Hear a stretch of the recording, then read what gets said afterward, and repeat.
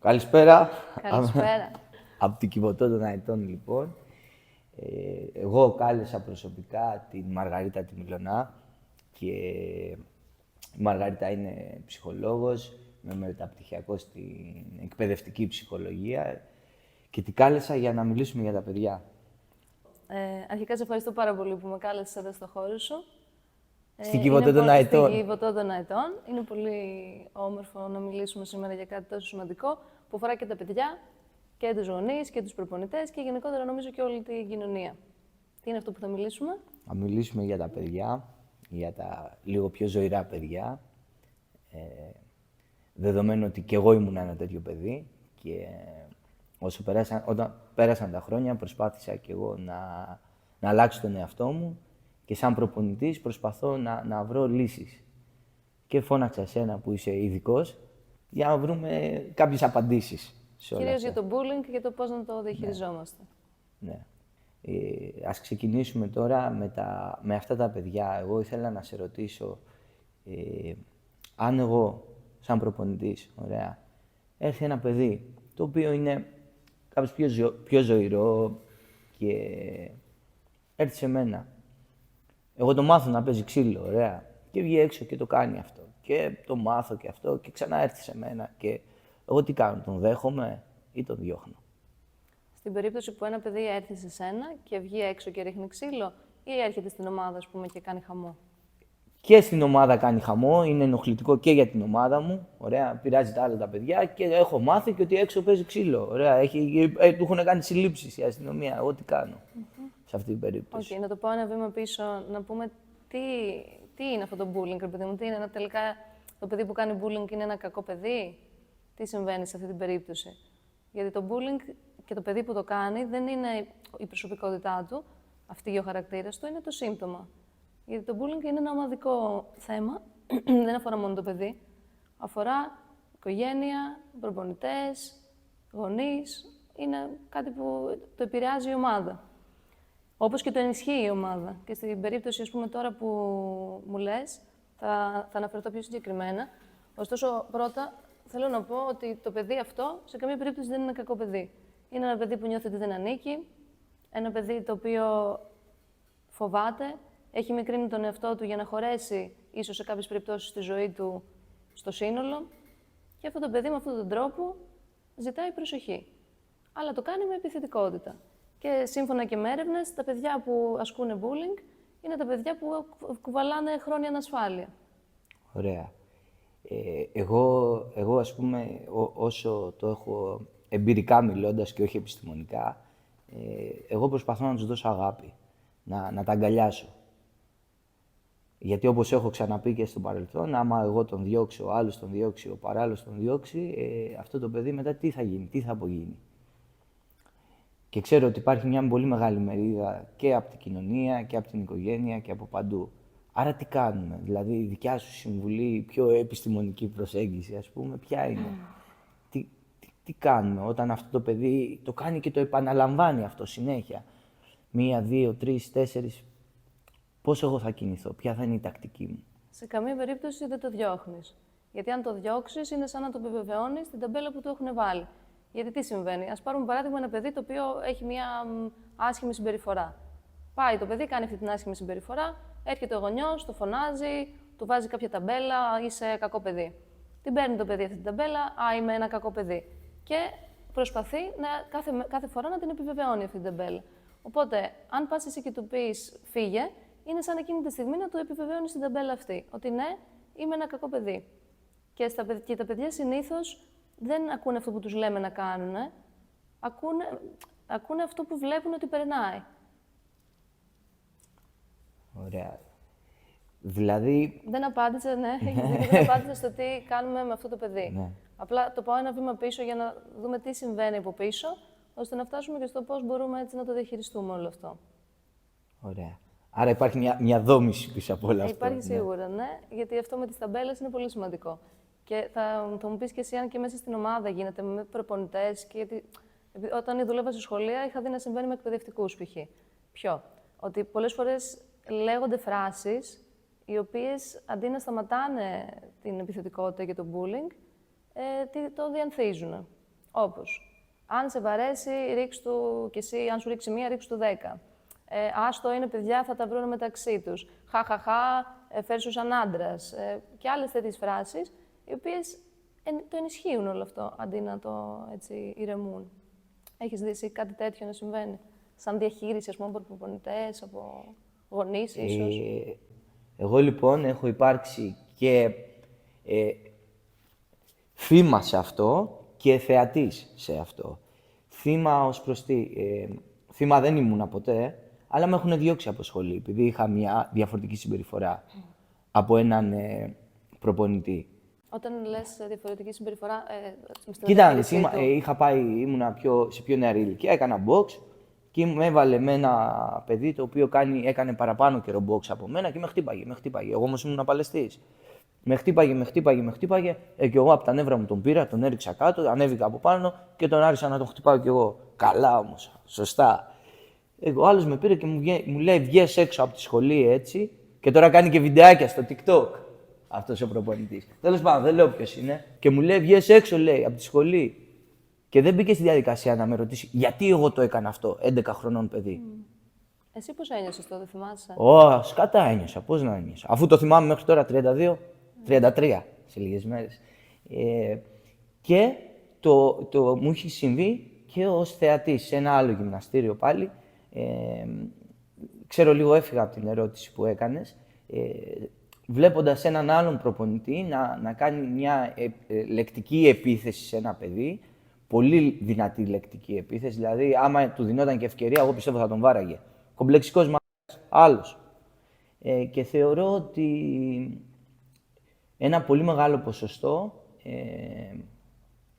έχει ανασφάλεια. Ανασφάλεια εσωτερική, ίσως που δεν έχουν καταφέρει, δεν ξέρω τι, να τα βρούνε με τον εαυτό τους και το βγάζουν στα παιδιά και ναι, υπάρχει αυτό. Άμα σε χτυπήσουν, χτύπα και κάνει αυτό και κάνει εκείνο και. Με αυτό που λες είναι πολύ σημαντικό, γιατί πραγματικά η ομάδα και η ομάδα, τα παιδιά εδώ που είναι στην ομάδα και εσύ και ο κάθε προπονητής, είναι πολύ σημαντικός ο ρόλος της, γιατί τι κάνει η ομάδα, ή το ενισχύει ή το χαμηλώνει στην ένταση του bullying. Γιατί, ας πούμε, η δυναμική της ομάδας, γιατί είναι σημαντική. Γιατί είναι σημαντική. Η δυναμική της ομάδας. Η δυναμική της ομάδας. Γιατί αυτό που είπες ενισχύει τη φάση ή την χαμηλώνει.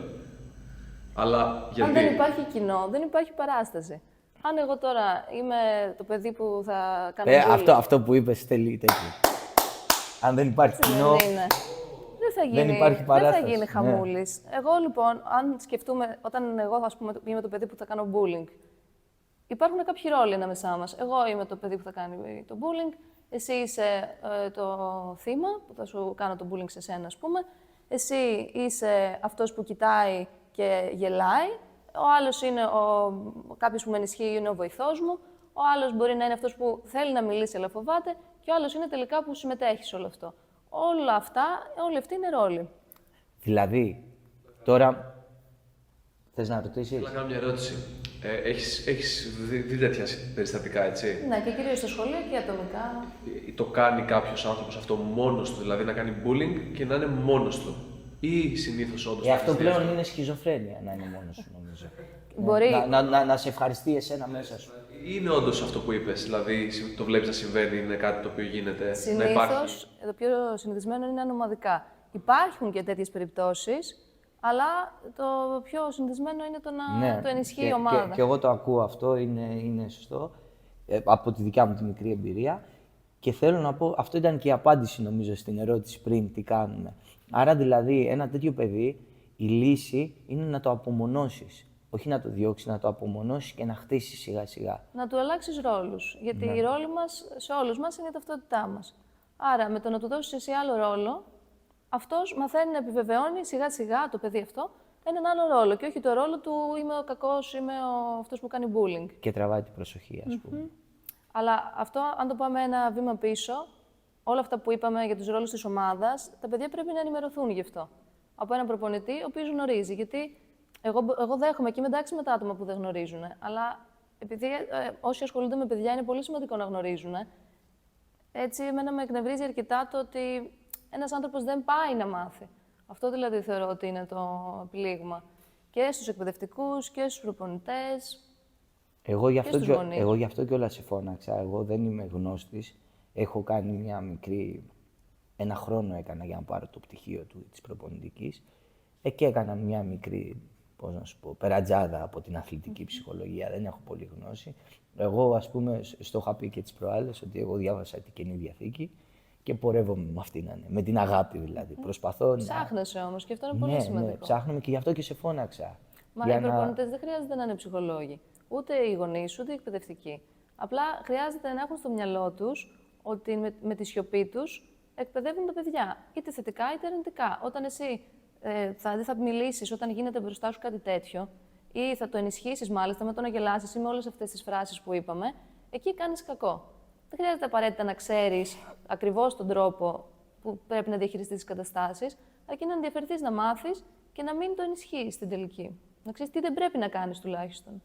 Πάμε στην επόμενη θεματολογία για να σε ρωτήσω τώρα αν, ας πούμε, φτάσει αυτό στο έπακρο, δηλαδή και εγώ απομονώσω το παιδί, γιατί ξέρεις, θα πεταχτούν οι έξυπνοι από κάτω και θα πούνε ότι αυτός είναι κακοποιός τώρα, είναι εγκληματική φύση, είναι το DNA του είναι τρομοκράτης, 14 χρονών.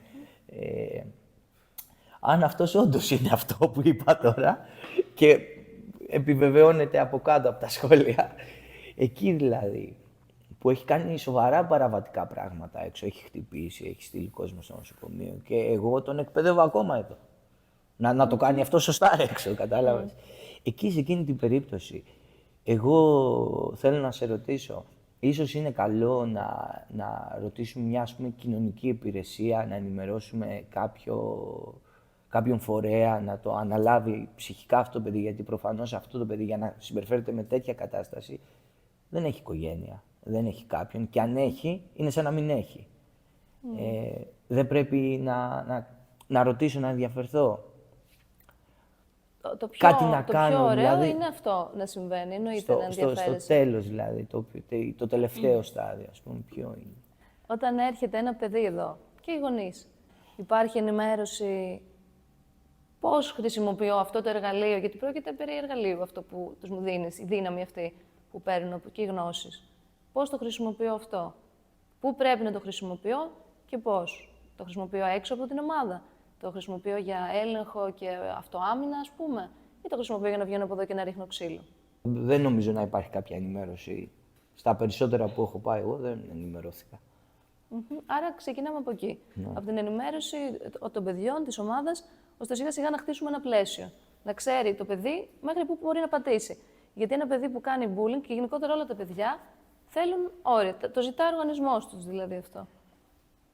Για να αρχίσουν να νιώθουν καλύτερα και είναι η ερώτηση μέχρι πού μπορώ να φτάσω, μέχρι πού είναι ο κόσμος. Και ένας ενήλικας θα το δείξει αυτό. Μετά, οικογένεια, αν υπάρχει, εννοείται ενημέρωση στην οικογένεια. Και αν δεν υπάρχει οικογένεια, θα θεωρήσουμε ότι ένα παιδί που δεν έχει οικογένεια, για αυτό το παιδί δεν είναι μια δραστηριότητα απλή εξωσχολική, η πάλι, ας πούμε, ή το κάθε άθλημα που θα έχει διαλέξει ένα παιδί, αλλά είναι η οικογένειά του. Χρειάζεται το παιδί έναν ενήλικα αναφοράς, ένα άτομο να χτίσει μια σχέση, ένα άτομο που θα του δείξει ότι είναι εκεί γι' αυτόν.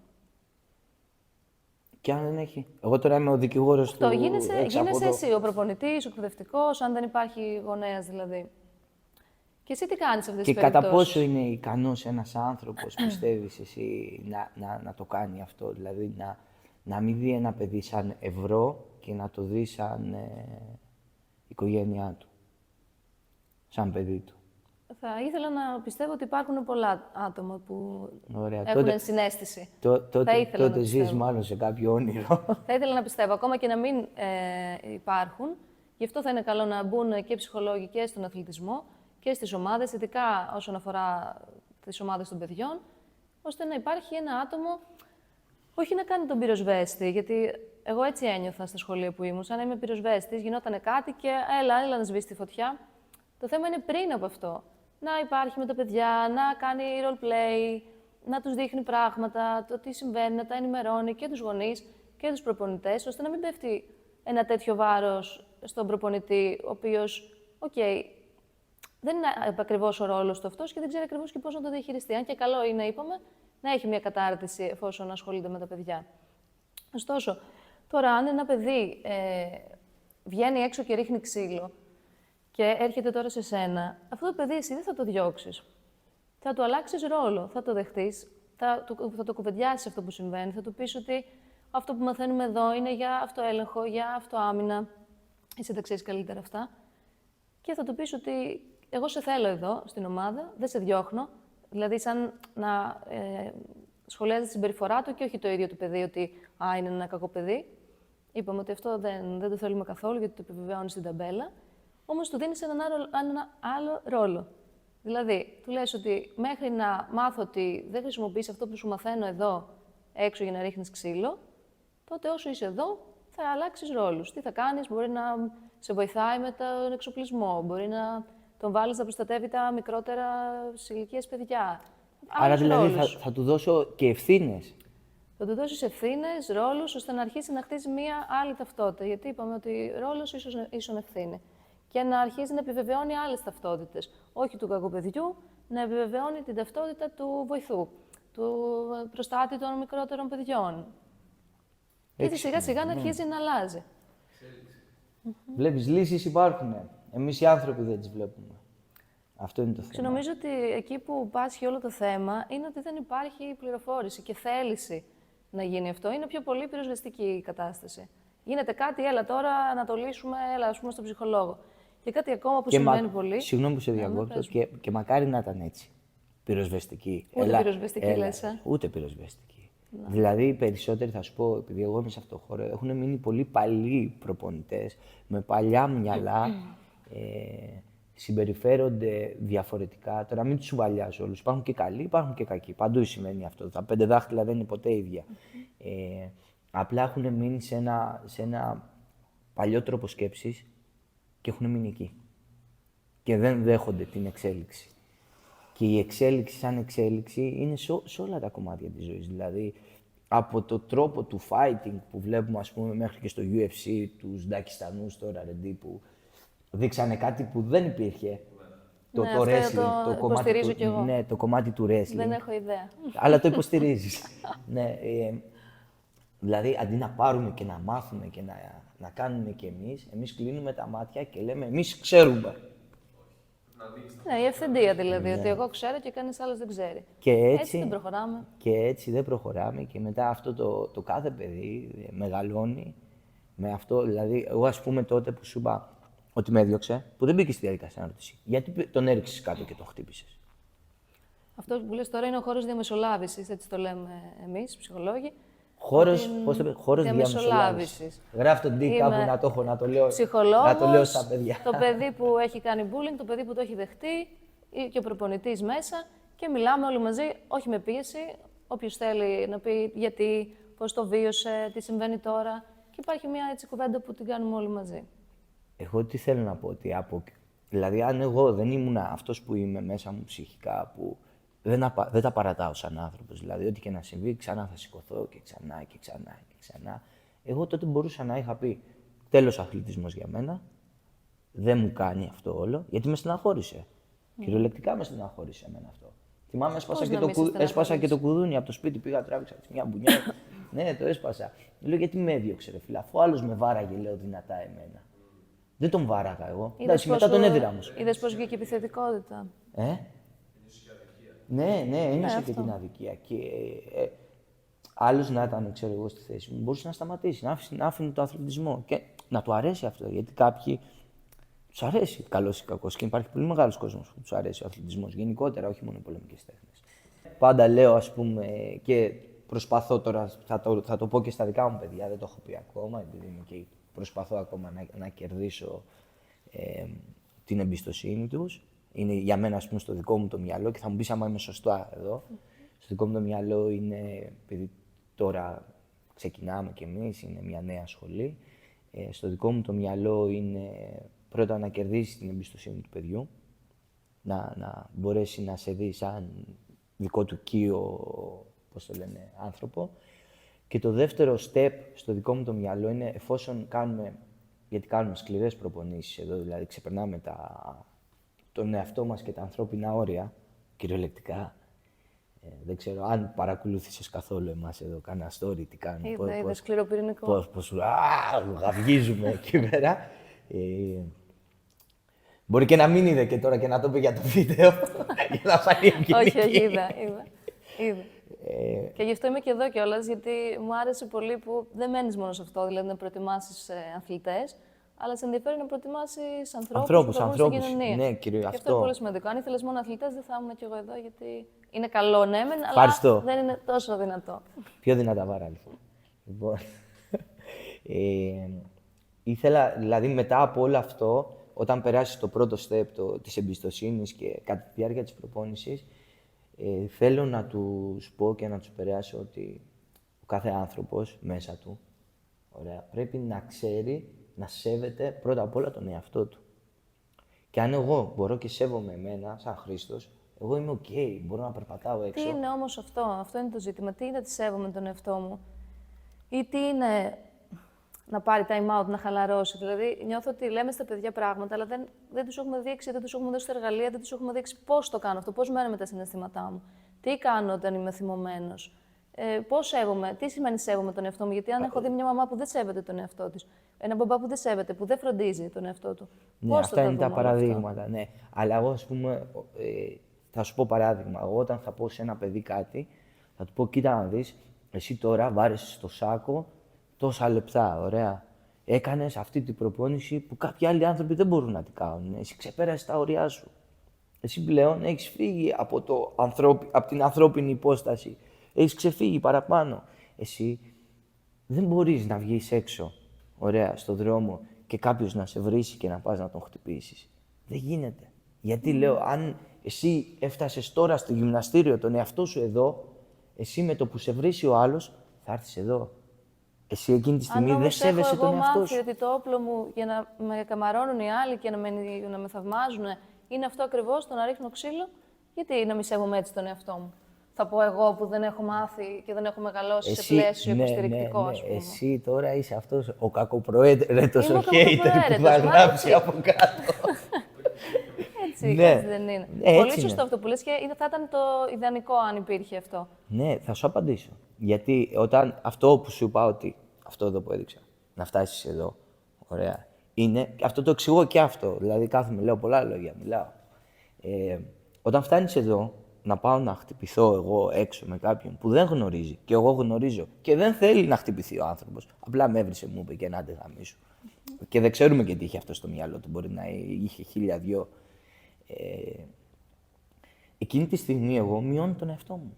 Δηλαδή, γιατί εσύ, ας πούμε, Μαργαρίτα, που κάνεις προπόνηση στο Χρήστο, να πας να χτυπήσεις τη Μαρία έξω που δεν ξέρει, που δεν έχει εργαλεία. Άρα, εσύ εκείνη τη στιγμή είσαι...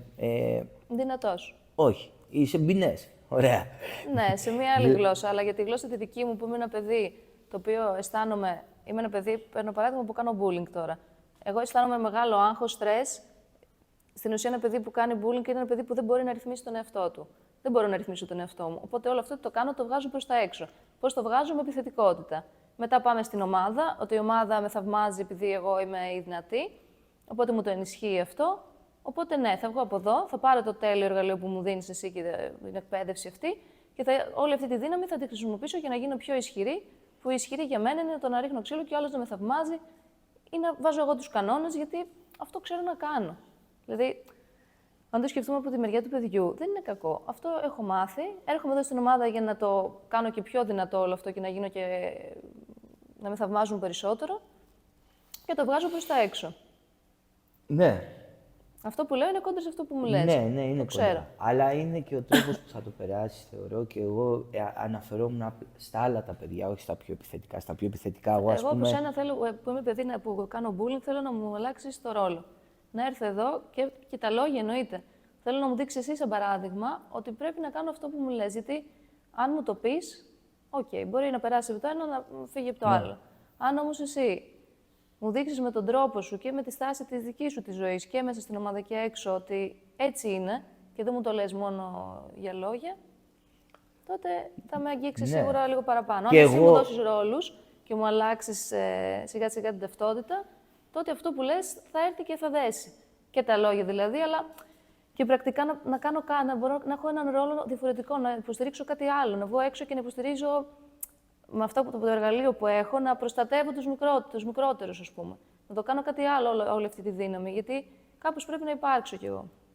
Λοιπόν, και εγώ τώρα πάνω στα λόγια σου λέω εγώ, σαν Χρήστος Ναυροζίδης, El Greco, γι' αυτό κάνουμε αυτό το βίντεο, θα σου πω ότι εγώ τη μαγιά μου και αυτό που θέλω να δείξω, το δείχνω με κάποιον που είναι ίσος μαζί μου και θέλει και μπαίνουμε στο ring. Μέχρι εκεί. Ωραία. Και γι' αυτό κάνω το βίντεο για να το δουν όλοι, να το δουν και οι πιο μικροί. Μακάρι να το δουν δηλαδή οι πιο μικροί. Εσύ Δηλαδή... έχεις περάσει όμως όλο τον κύκλο αυτό. Ναι, το έχω περάσει. Το έχεις βιώσει, το έχεις ξεπεράσει. Ναι, το έχω περάσει. Και έχεις μάθει κάπως να ρυθμίζεις τον εαυτό σου διαφορετικά πλέον. Γιατί... Τότε όμως, τότε τι χρειαζόσουν, αυτό αναρωτιέμαι εγώ. Τότε χρειαζόμουν, εγώ έτσι πως το βλέπω από το δικό μου το μυαλό, χρειαζόμουν έναν δάσκαλο. Είχα δάσκαλο, αλλά δεν ήταν... Ήταν κατάλληλος στο να με μάθει να παλεύω τότε. Πολύ κατάλληλος σε αυτό το κομμάτι. Να παλεύεις στην πάλη με τον άλλο. Ναι, να μου δώσει skills. Ωραία. Ήταν από τους top. Παρ' όλα αυτά, δεν είχα κάποιον να τον ακούσω και να μου πει ότι ρε φίλε, αφού είσαι αυτό, έχεις γίνει αυτό. Είσαι ήδη μάγκας, ξέρω εγώ. Χρειάζεται να είσαι και ο μάγκας της γειτονιάς σου. Είσαι μάγκας, παίζεις. Είσαι γαμάτος. Μπαίνεις μέσα και αποδεικνύεις τον εαυτό σου. Μόνο εκεί είναι η απόδειξη. Πουθενά άλλο. Ούτε σε σένα, ούτε στον D, ούτε σε κανέναν. Μόνο στο μέσα σου. Δηλαδή να μπω μέσα και να πω ότι οκ, το έκανα, το κατάφερα. Φεύγω. Χάσω νικήσω, Δηλαδή μόνο να κάνω το βήμα μου. Να μπω μέσα. Να παίξω, να σταθώ και να βγω. Με κάποιον ισοδύναμο με μένα, που να το θέλει να έρθει να μπει και αυτός εκεί μέσα. Και αυτό είναι η μαγεία. Είναι το ρομάτζο που ζω εγώ, ας πούμε, μέσα μου. Και προσπαθώ εγώ αυτό να το μεταδώσω στα παιδιά. Με όλους τους τρόπους και πλέον και μαζί σου, Μαργαρίτα. Γι' αυτό σε φώναξα. Και μου είπες και εσύ πολλούς τρόπους, δεν ξέρω τώρα αν θα τους κατανοήσουν και αυτοί εκεί που θα μας δουν τα παλικάρια. Ήθελες να κάνουμε ένα παράδειγμα. Ναι, επειδή πάντα όταν κάτι είναι βιωματικό είναι πιο έντονο και για να το καταλάβουμε και καλύτερα εμείς μεταξύ μας εδώ, αλλά και όποιος σου παρακολουθεί στο βίντεο, λέω να κάνουμε ένα βιωματικό παιχνίδι ρόλων, όπου τι θες να κάνεις, το παιδί που κάνει bullying ή το... Δεν έχω πρόβλημα. Θα κάνω το παιδί που κάνει bullying. Ωραία, θα κάνεις το παιδί που κάνει bullying και εγώ θα κάνω τον ενήλικα. Ποιον ενήλικα όμως? Πρώτα θα κάνω τον ενήλικα ο οποίος δεν έχει καθόλου όρια και είπαμε το παιδί θέλει όρια. Ναι. Στη δεύτερη φάση θα κάνω εγώ τον ενήλικα ο οποίος σε διώχνει αμέσως. Και στην τρίτη θα κάνω να τα τον κάνουμε ενήλικα... και να τα λέμε για να είναι καλύτερα. Να τα κάνουμε και να τα λέμε. Ωραία. Εγώ τώρα είμαι ο ενήλικας, εντάξει, Ναι. ο οποίος ενήλικας θα σου μαυρίσει τη ζωή. Ναι. Λοιπόν, θα κάνω τον ενήλικα, όπου αυτή τη στιγμή εγώ δεν έχω καθόλου όριο σε σένα. Και εσύ είσαι το παιδί που κάνεις bullying. Θέλω λοιπόν να έρθεις και να με σπρώξεις. Μην με στείλεις πέρα. Και τι θα κάνει. Πάμε πάλι. Θα με σπρώξεις και θα μπεις, ρε παιδί μου. Θα πάρεις χώρο σε μένα. Ναι, εντάξει. ναι, εντάξει. Ωραία, οπότε κάνω τον ενήλικα που δεν έχω καθόλου όρια. Εσύ είσαι το παιδί που κάνεις bullying και... Ωραία, πάμε. Οκ. Πώς ένιωσες τώρα? Εγώ Σε μένα. Ένιωσα ότι Είσαι είμαι δυνατός. το νούμερο 1. Είσαι το νούμερο 1. Άρα δεν είμαι πουθενά, δεν έχω καθόλου όρια. Κάνεις ό,τι θέλεις, συνεχίζεται αυτό και ενισχύεται κιόλας. Τώρα πάμε στη δεύτερη φάση. Πάλι εσύ μου ασκείς bullying και εγώ θα κάνω τον ενήλικα, ο οποίος θα σε διώξει. Οκ, πάμε. Έλα έξω, φύγε.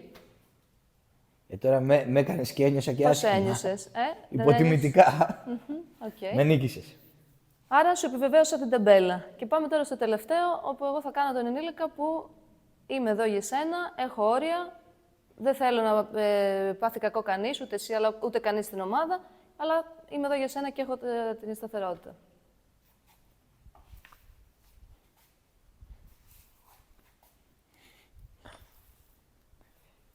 Και μετά μπορώ να σε ακουμπήσω κιόλας και να σου πω είμαι εδώ για σένα. Και να σε κρατήσω κοντά μου. Ωραία. Πώς το βίωσες εσύ αυτό όλο? Εγώ ένιωσα άσχημα που μου είπες φύγει από εδώ. Γι' αυτό έγινε αυτό. Για να νιώσεις άσχημα, θέλω να καταλάβουμε δηλαδή πώς νιώθει το παιδί όταν συμβαίνει κάτι τέτοιο. Ναι. Όχι, ισχύει full 100%. Και στο τρίτο κομμάτι σε βάζει στη διαδικασία σκέψης. Ναι, στη διαδικασία σκέψης και να αναρωτηθείς. Είμαι εδώ για σένα. Μα το παιδί αυτό θέλει να νιώσει. Θέλει να αισθανθεί ότι έχει έναν ενήλικα που είναι εκεί για αυτόν. Ότι την επόμενη μέρα δεν θα το απορρίψει πάλι. Θα έρχεται και θα είσαι ο ενήλικας αναφοράς του. Θα είσαι εκεί γι' αυτό. Όχι για να τον διορθώσεις, για να τον κάνεις να νιώσει ασφάλεια. Και να τον κάνεις να νιώσει ότι δεν είναι αυτό το κακό παιδί που όλοι λένε ότι είναι. Να του δώσεις έναν άλλο ρόλο και να αρχίσει να επενδύσει σε αυτόν ώστε να φτιάξει την ταυτότητά του. Μια ταυτότητα την οποία θα την αντέχει. Ουσιαστικά δηλαδή εν κατακλείδη και στο τέλος αυτό όλο είναι να αλλάξουμε στόχους και σκοπούς σε αυτό το παιδί και ρόλους και τα πάντα. Δηλαδή να το κάνουμε ένα restart, reset. Δεν θέλουμε να του αφαιρέσουμε τη δύναμη, θέλουμε να τη μετατοπίσουμε. Αυτό είναι πολύ καλό, πολύ όμορφο και θεωρώ εγώ ότι και αν εμείς δεν μπορούμε να τα καταφέρουμε, σαν προπονητές, σαν δάσκαλοι, γενικότερα όσοι έχουν να κάνουν με παιδιά, ας απευθυνθούμε σε έναν άνθρωπο που έχει τις γνώσεις και τη δύναμη να το κάνει. Αυτό θα είναι το ιδανικότερο. Και όχι να κλείσουμε τα μάτια και όχι να αφήσουμε να περάσει από μπροστά μας το πρόβλημα και να φύγει. Όποιος δεν μιλά, λένε συνενεί.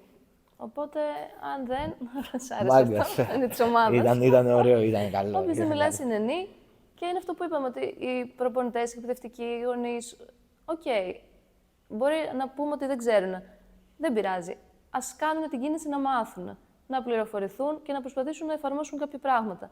Γιατί αυτό που βλέπω πάρα πολύ συχνά είναι, και στο σχολείο το έβλεπα, αλλά και σε ατομικές συνεδρίες, ότι φέρνουν το παιδί, το πιάνουν το πρόβλημα, πάρ' το, κάν' το καλά και φέρ' το πάλι πίσω. Πες ότι ισχύει αυτό που δεν ισχύει. Ωραία, το φτιάχνουμε το παιδί. Πού θα το γυρίσουμε πίσω? Αν το παιδί γυρίσει πάλι σε μια ομάδα η οποία... προβληματική. Ναι, πώς θα γίνει? Και το παιδί εννοείται πως δεν έχει το πρόβλημα. Είναι το πρόβλημα ομαδικό. Το πρόβλημα είναι, όπως είπαμε και στην αρχή, ξεκινάει από μια ολόκληρη κοινωνία και ένα ολόκληρο σύστημα που λειτουργεί. Σωστά. λάθος. Και το mindset αυτό, το ότι το παιδί έχει το πρόβλημα, το παιδί πρέπει να φτιάξει για να αλλάξει. Σιγά μην το παιδί αλλάξει όλο τον κόσμο, αν οι γονείς, αν οι προπονητές, αν οι εκπαιδευτικοί δεν ενημερωθούν. Δεν γίνεται. Και μετά να γκρινιάζουμε γιατί δεν αλλάζει. Να κάνω μια ερώτηση. Ας πούμε ότι όλα αυτά τα έχουμε πει. Πες όμως ότι το παιδί βρίσκεται σε μια περιοχή, σε ένα σχολείο, σε ένα χώρο, ο οποίος χώρος είναι όντως σκληρός και επιθετικός. Καταλαβαίνετε? Ναι, εγώ το πιάσα. Και εκεί... Η Μαργαρίτα που είναι πιο εναλλακτικά δεν νομίζω. Το πιάσα. Θέλει να προστατευτεί όντως από αυτό, γιατί εντάξει το bullying κάπως το πιάσαμε λίγο από πλευρές. Αλλά τι κάνεις λοιπόν σε μια κατάσταση που όντως πρέπει να αμυνθείς από το bullying? Να γίνεις λύκος μέσα στους λύκους. Τι σημαίνει αυτό? Τι σημαίνει αυτό? Όταν ζεις ανάμεσα στους λύκους δεν μπορείς να είσαι λαγός ή κουνέλι, πρέπει να είσαι λύκος κι εσύ. Αλλά περίμενε. Έχω φοβερή απάντηση. Περίμενε. Αλλά όταν ζεις μέσα στους λύκους, ωραία, πρέπει να γίνεις λύκος. Αλλά μέσα σου είσαι αετός, ρε φίλε. Πρέπει να φύγεις από εκεί και να πας να πετάξεις ψηλά, ρε. Ευχαριστώ. Μπράβο, αλλά πριν γίνεις αετός και πετάξεις ψηλά, όσο είσαι λύκος, τι κάνεις?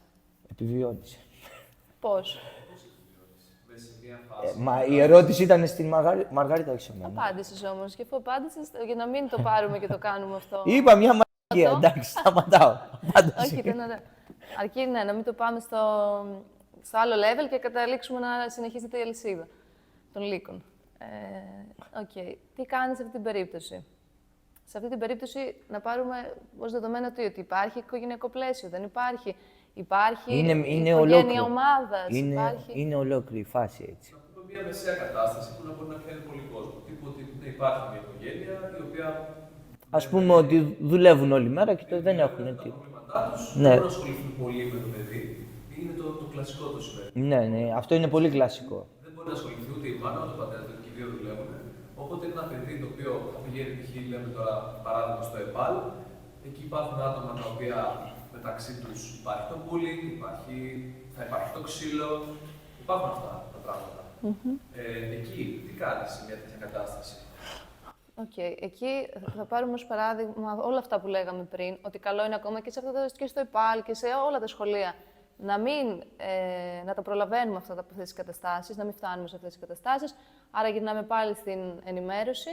Πες όμως ότι δεν υπάρχουν αυτά και συμβαίνει κάτι παρόμοιο. Εννοείται το παιδί, όταν μιλάμε για σωματική βία, είναι εντάξει να αμυνθεί.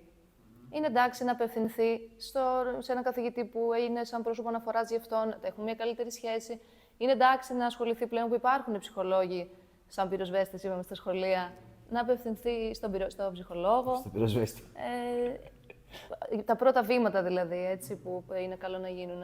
Μετά, αν γίνεται κάτι τέτοιο στο σχολείο ή το παιδί αυτό να ζητήσει το ίδιο βοήθεια, πες όμως ότι αυτό δεν συμβαίνει και ίσως γίνεται λύκος, εκεί παίζει ρόλο το πόσο μέσα σε όλη την κατάσταση της ψυχικής υγείας είναι οι καθηγητές, ο ψυχολόγος που βρίσκεται στο σχολείο, ώστε να ασχοληθεί με αυτό το παιδί. Όχι μόνο με αυτό το παιδί, με όλα τα παιδιά, για να μην το στοχοποιήσει.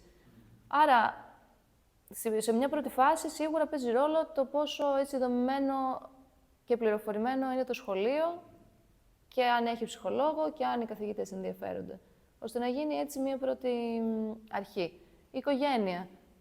Αν δουλεύουν, δεν μπορούν, και δεν πήραμε το παράδειγμα ότι δεν ασχολούνται καθόλου, μπορεί η οικογένεια να απευθυνθεί σε έναν ψυχολόγο για να δει πώς θα το διαχειριστεί όλο αυτό. Να παραπέμψει το παιδί. Αν δεν θέλει το παιδί όμως, και ακόμα και οι ίδιοι για αρχή είναι πολύ σημαντικό. Να μάθουν πώς θα το διαχειριστούν, πώς θα το πλησιάσουν το παιδί.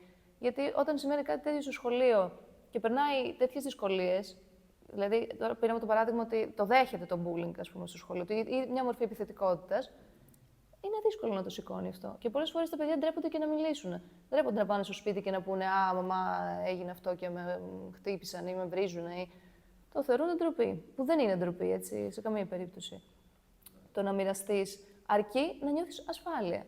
Γιατί να μοιραστώ σαν παιδί κάτι που έχει γίνει με μια μαμά η οποία είναι αδιάφορη, ναι, έχει τις δυσκολίες της, τις δουλειές της, αλλά και πάλι συναισθηματικά, αν δεν είναι δίπλα μου, πώς εγώ θα έχω χτίσει για να μπορώ να το μοιραστώ αυτό? Εγώ νομίζω ότι εμείς δεν μπορούμε να λύσουμε όλα τα προβλήματα του κόσμου. Και τουλάχιστον στην Ελλάδα που ζούμε, είναι έτσι φτιαγμένο όλο το παραμύθι, που είναι κατά των ανθρώπων, νομίζω. Και ναι, δεν θέλει να ασχολούμαστε τόσο με την ψυχική υγεία, ας πούμε. δεν είναι μόνο η ψυχική υγεία. Ξέρεις τι είναι, ότι όταν τρέχεις και πας να κολυμπήσεις ανάποδα σε ένα ποτάμι, δεν γίνεται να κολυμπήσεις ανάποδα σε ένα ποτάμι. Δεν μπορείς, από τη στιγμή που δεν είσαι οικονομικά ok, να κάνεις ένα παιδί. Ωραία. Δεν μπορείς να μεγαλώσεις ένα παιδί και να είναι παρατημένο μόνο του. Πρέπει να είσαι κοντά του, πρέπει να του δείξεις το σωστό, το καλό, το δρόμο, ας πούμε. Και αν δεν ξέρεις να το δείξεις, να απευθυνθείς για να μάθεις ή είναι να πολλά. το παραπέμψεις. Και όταν υπάρχει ένα σύστημα, ένα κράτος, το οποίο σε πατάει και σε γονατίζει από κάθε πλευρά, κυριολεκτικά, δεν μπορείς να επιβιώσεις. Και τα προβλήματά σου είναι πώς θα ζήσεις. Δεν μπορείς να σκεφτείς τα προβλήματα του παιδιού, κατάλαβες. Το καταλαβαίνω αυτό και βλέπω και καθημερινά τις δυσκολίες. Και να σου πω και κάτι άλλο, συγγνώμη που σε διακόπτω. Μέχρι και στα σχολεία, δηλαδή, αν υπήρχε ένας επαγγελματικός προσανατολισμός στα παιδιά, δηλαδή, εσύ τι είσαι καλός να κάνεις. Ωραία. Ψάχνεις να βρεις σε κάτι τι είναι καλό. Και εμείς οι άνθρωποι θα ήμασταν πιο ευχαριστημένοι. Δηλαδή, εμένα, άμα μου λέγανε. Εγώ είμαι 33, ξεκίνησα με την προπονητική τώρα, πριν 2 χρόνια. Ωραία. Αν μπορούσα να ξεκινήσει πολύ πιο νωρίς. Άμα μου λέγανε ότι να ψάχνανε να βρούνε σε τι είμαι καλός να κάνω. Να παλεύω, στον αθλητισμό, ωραία. Να μπαίνα σε αυτή τη φάση, να το είχα ξεσκίσει από πιο νωρίς, να είχα πιάσει αυτό το δρόμο. 10 χρόνια πίσω θα ήμουν ήδη έτοιμος με αυτό και θα ήμουν και νεαρός και θα είχα και πιο πολύ όρεξη να μάθω. Και, εντάξει, και τώρα νέος. Είναι πολύ καλά και τώρα που έγινε αυτό, αλλά έχεις δίκιο σε αυτό που λες, ότι θα ήταν πολύ σημαντικό και βοηθητικό κιόλας, γιατί δημιουργεί δρόμους στα παιδιά και είναι πολύ σημαντικό. Σημαντική και οι δρόμοι και οι ρόλοι για να χτίσουν την ταυτότητά τους. Να κάνεις αυτό που αγαπάς, νομίζω. Πώς θα το βρεις όμως, αυτό είναι το θέμα. Αυτό που λες ότι δώσε ιδέες, δώσε τρόπους, δώσε εναλλακτικές, δώσε δρόμους για να βρεις αυτό που αγαπάς. Δεν γεννήθηκαν όλοι να ξέρουν τι είναι αυτό που αγαπάνε. Ισχύει. Ξέρεις τι αγαπάς, Ντί? Ναι. Για πες μας. Πολύ βαθύ για να ρωτάς εμένα. Θέλω άλλη μια μνήμη για να έρθω Εγώ να πω ότι αγαπάω. Εγώ αγαπάω τους ανθρώπους που ψάχνονται, που δεν επαναπαύονται και που θέλουν να εξελίσσονται σε όλα τα κομμάτια. Εσύ αγαπάς εμένα. Ο Ντί. Ότι αγαπάω. Εγώ αγαπάω τα πάντα, να σου πω την αλήθεια. Τη ζωή. Εκτιμώ πολύ μικρά πράγματα στη ζωή πλέον. Γιατί η ζωή είναι και μεγάλο και μικρό ταξίδι, το ξέρουμε. Εντάξει, δεν θέλω να πολύ πλατιάσω σε αυτό. Όμως είναι σημαντικό, δεν θα πω ότι αγαπάω, θα πω ότι είναι πολύ σημαντικό να μάθουμε να εκτιμούμε τις πιο απλές στιγμές.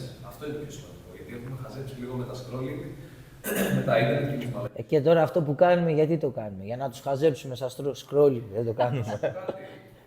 Για να ενημερώσουμε. Είναι μια ωραία ενημέρωση. Έτσι κι αλλιώς θα γίνει. Ένα άνθρωπο που ξέρει 5-10 πράγματα παραπάνω από όλο τον κόσμο, έτσι, γιατί είναι ειδική, έτσι. Οπότε αυτό είναι καλό μέσα στο σχολείο. Ωραία. Εγώ νομίζω ότι είπαμε σήμερα πράγματα που θα βοηθήσουν, θεωρώ, τους ανθρώπους που θα το δούνε. Λοιπόν, και για να κλείσουμε, εσύ ήρθες σήμερα, μας έδωσες πολλές λύσεις. Τώρα μου ήρθε στο μυαλό. Content. Λοιπόν, μας έδωσες πολλές λύσεις, αλλά εμείς δεν σου δείξαμε τίποτα, δεν σε μάθαμε τίποτα. Έλα να σου δείξω τώρα μια τεχνική. Αν δεν το μάθω κι εγώ. Λοιπόν, Πληροφορείς τα αθλητικά μου. δεν Τι πειράζει. θα κάνω. Εδώ τα χέρια. Ωραία, Ποιο βάλε πόδι μπροστά, το τα δεξί? χέρια. Ποιο είναι το καλό σου στο χέρι? Με ποιο γράφεις? Δεξί, έλα. Με το δεξί γράφεις. Ναι. Πίσω αυτό το πόδι. Εδώ. Λοιπόν, μπαίνω ένα-ένα, ωραία. Πιάνω εδώ, βγάζω το κόλλο. Πετάω. Τώρα Δεν το εσύ. ήταν να έρχεται. Τι θα το κάνω αυτό σε σένα. Τώρα εσύ, πάμε. Δεν κατάλαβα τι έκανες. Ένα-ένα. Εδώ. Ταπ. Ναι. Ταπ. Έρχεσαι κοντά μου. Ωραία. Πιάνεις. Γυρνάς το κόλλο σου από εκεί και με πετάς εκεί. Εδώ. Και πέφτω μαζί σου. Έτσι, Μόλις το κέρδισα. έχασα. Και είσαι Δεν και θυμάμαι τώρα κιόλας. μουσικός. Και είμαι Παναθηναϊκός. Κόφτω. Φεύγω, τελείωσε αυτό το βίντεο για μένα. Ξανακάθισε. Αλλά ξέρω τον ύμνο που λέει «Εμπρός στη ΣΑΕΚ παλικάρια, σουτάρετε και...» Και σπάστε τα δοκάρια.